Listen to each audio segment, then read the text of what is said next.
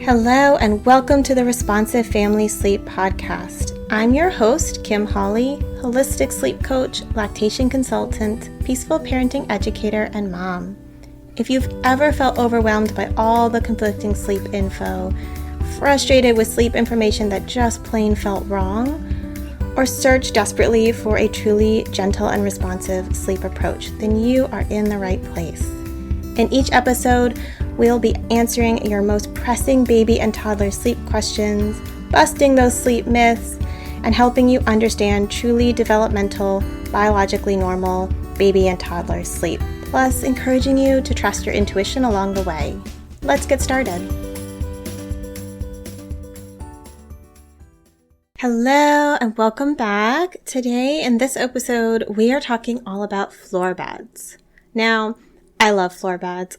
I really do. I think they're an underutilized tool and sleep setup that can make a lot of parents' life just a lot easier, particularly in certain situations that we'll chat about today. And yet, I feel like a lot of people either have never heard of a floor bed or feel really anxious about your little one having that much freedom, or just feel completely daunted with the setup. And I kind of feel like there are two types of things that are hard to do when it comes to maybe anything, but, sleep specifically, of course, in my realm. There's the stuff that's hard more often, right? As in, it's hard to get 3 kids through a bedtime routine with one parent, right? That's hard. And there are tips and there's tricks and there's hacks and there's ways to make it easier over time. And you get that routine going and it's easier, but there's still 3 kids and 1 adult, right? And then there's things that are just it's hard, but it's a one-time hard or a one weekend hard, like setting up a floor bed or safety proofing a room, or changing out your lighting, or things that it's once they're done. And then it just is. And I think sometimes we forget about piecing those types of hards out because they're both can revolve a lot of thought and planning. But one of them, it's as soon as we're done, we're done. And the other one, it's we have to keep re-engaging with that hard thing until it really does become smooth and efficient because it's a habit and a routine and well-formed. So not that this specifically is about floor beds, but floor beds are one of those things where a lot of parents are oh my God, how in the world do we shift to something like that? And yet it is just something we set up and then it's done. So all that being said, let me back up. What is a floor bed, right? We have to know what a floor bed is to know if we want to use one and how to set one up. A floor bed just basically is a bed on the floor, right? It is exactly what it sounds like. It is a low bed or a mattress on the floor. And, this is often not how we picture a kid's room or a nursery. We picture a bassinet, a crib, maybe some bed sharing, but we don't necessarily picture a floor bed. And yet, floor beds are very culturally normative around the world, and they are very popular in Montessori style nurseries. And so that's a good one if you want to do some image searching, search Montessori floor beds or Montessori nurseries. But we don't think of these things as much, and yet they are really common a tool. And so floor beds give your little a lot of freedom, right?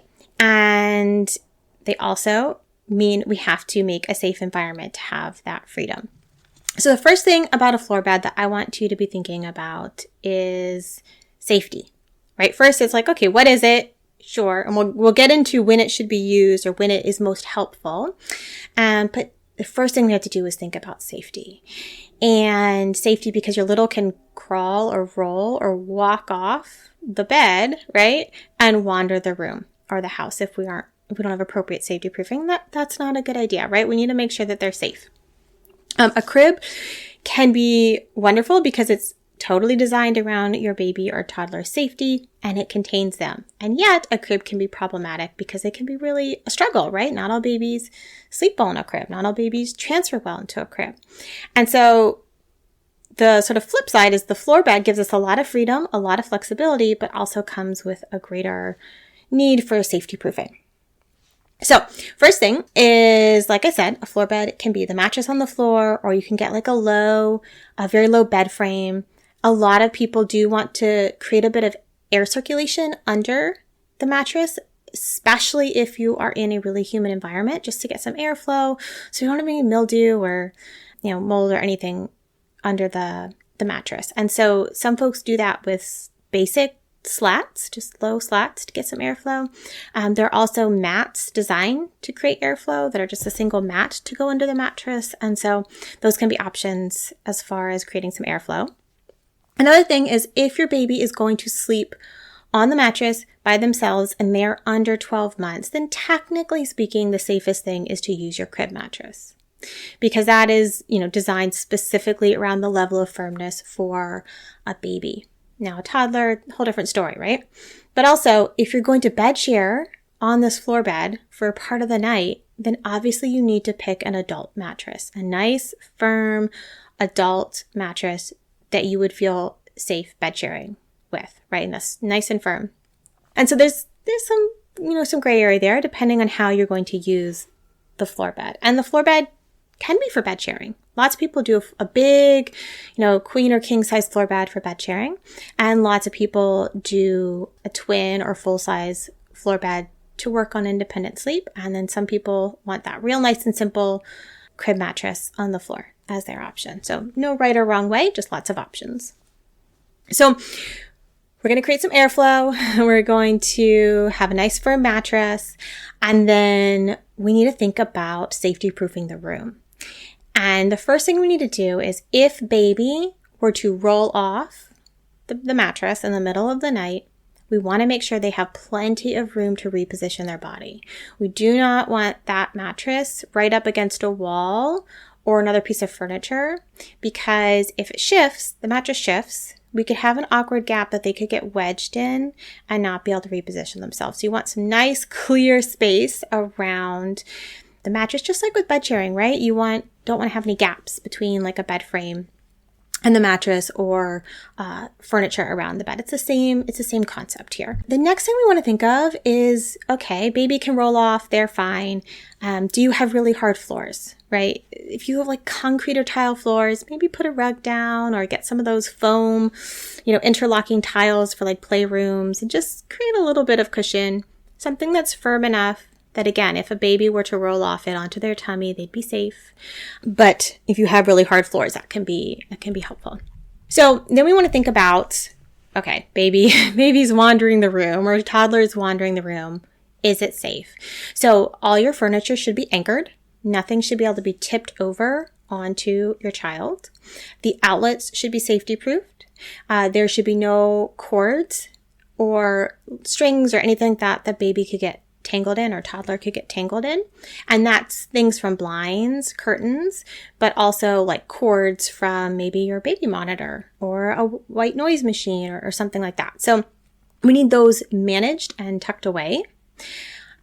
We also want to make sure there isn't anything they could pull down onto themselves, like from on top of the dresser or the bookshelf, right? And so if we're going to have things put up, we want them up high enough. And if it is something like a baby monitor, then we want those cords tucked away and under some cord management strategies that have them so your kiddo cannot pull stuff down on top of them. And we also want to make sure that like toys are all safe toys, right?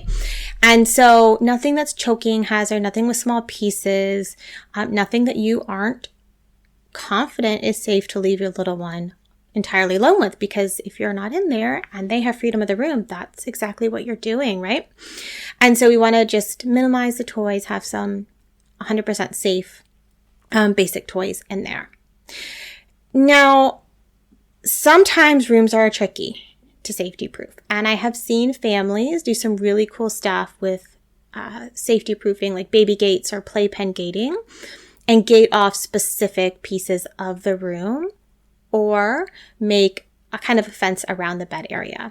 And there are floor bed frames that are essentially a floor crib and have that sort of fencing. Feels weird to say that, right? But a floor bed with that kind of fencing around it so that your little one doesn't have complete roam of the room. And so that is another option if you are worried about safety proofing, or you have a climber that you just know is going to climb on the glider or the rocking chair, and yet that's an integral part of your sleep routines. So it's another option. You might also want to gate the door if your little, does have free roam. I'm not the hugest fan of locking doors, like super closing doors. It depends on your dynamics in your house. We really want to make sure that in the case of emergency, you can quickly get to your little one. So at least, if the door is going to be closed, make sure there is something that you can open the door quickly, but your toddler can't open the door quickly. Otherwise, you could just put a gate at the door and leave it, propped open. Either way, right? It's all about making sure they're not going to roam around the house in the middle of the night. And if you do want them to be able to leave their room to say, come into your room in the middle of the night, then just make sure the other things are gated, right? Any stairs are gated, any other doors are closed, that it is a safe for them to go from, say, their floor bed into your room to get you. So safety proofing is big, right? And it's just go through your room and think about what you need to do. Make a list, get it done before you set everything up. And I'm going to link a blog post all about floor beds in the show notes, and that has a bit of a safety checklist. So if it's more helpful to see it as a checklist rather than hearing me talk about it, that's definitely something you can look at. So we know what a floor bed is. There's different options. You can create one out of anything from a crib mattress to a king size bed. You can bed share. You can use it for independent sleep. You want to safety proof. But when are they the most helpful? Right? Now, I said they're really culturally normative in many countries, and they are, versus like our kind of culturally normative sleep setup is a high bed with a lot of floofy stuff on it, right? Lots of pillows, lots of big, heavy comforters and all that kind of stuff. So there are lots of times where a floor bed can be really useful. The times that I see make a huge difference are when transfers are really difficult. Right? There's only so many ways to kind of troubleshoot a transfer. And then if it's not working, we need to avoid the transfer, right? We can talk about all the different tips and tricks. And then at a certain point, transfers are awkward, right? You're lifting a baby or a toddler up over the side of a crib and lowering them down. It's like, no wonder that's jarring for them. And some really sensitive kiddos just don't take well to that motion. So if we have a floor bed, we don't have a transfer, because you can settle them down with you on the same surface, and then you are the one moving away rather than them moving away. So when transfers are tricky, floor beds are helpful. When you want to work on them falling asleep on their sleep surface, floor beds are helpful, right? Because again, they are falling asleep there with all the support from you getting up and going away, moving away. That's really different from an experience for them, and is often much, much easier. Another reason I love floor beds and where I think they're really helpful is moving away from bed sharing or co-sleeping. Because a baby or a toddler who slept in bed with you, maybe, the crib isn't the best next step. It does work for some families. It's not impossible. But a lot of times you were bed sharing for a reason. And that was, it was difficult to get your kiddo into the crib, right? And so a kiddo who's used to having a lot of freedom around their sleep space, maybe doesn't like being in a sort of more confined space, or just a little one that was hard to get into the crib might still be hard to get into the crib. And so it's a really natural transition to go from bed sharing in your bed to bed sharing a bit in their floor bed in their room, and then kind of letting them spend more and more time sleeping in there on their own. And so it can be a really, really nice transition. Another reason when floor beds tend to shine is just when you want the flexibility, right? When maybe you have a little one who sometimes sleeps better than others, and don't we all, right? But you're not always bed sharing with them all night, every night. Like some nights maybe they're on their own, but some nights when they're more wakeful, you want the freedom to be able to lay down with them without it being all or nothing.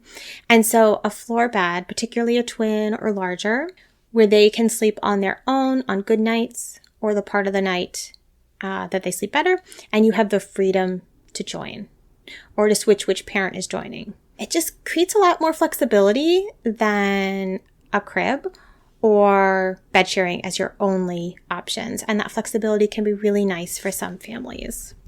So those are a lot of situations where floor beds can be really, really helpful.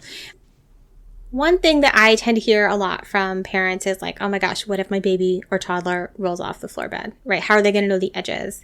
And this is a reasonable question. And like I said a little bit earlier in this episode, if you have really hard floors, create a little bit of cushion for them. But a lot of times kids will learn, right? Think about it. Eventually, your kid's going to sleep in a big kid bed, like an adult kind of, twin bed, full bed. And they're going to learn where the edges of that bed are. Right? They're not going to fall out of bed for the rest of their life. And so a lot of times littles will start to learn those edges when they're in a floor bed. Maybe not right away. And certainly some super active, rolly all over the place kiddos are more likely to end up off their mattress than others. But also, sometimes they don't care if they roll off the bed.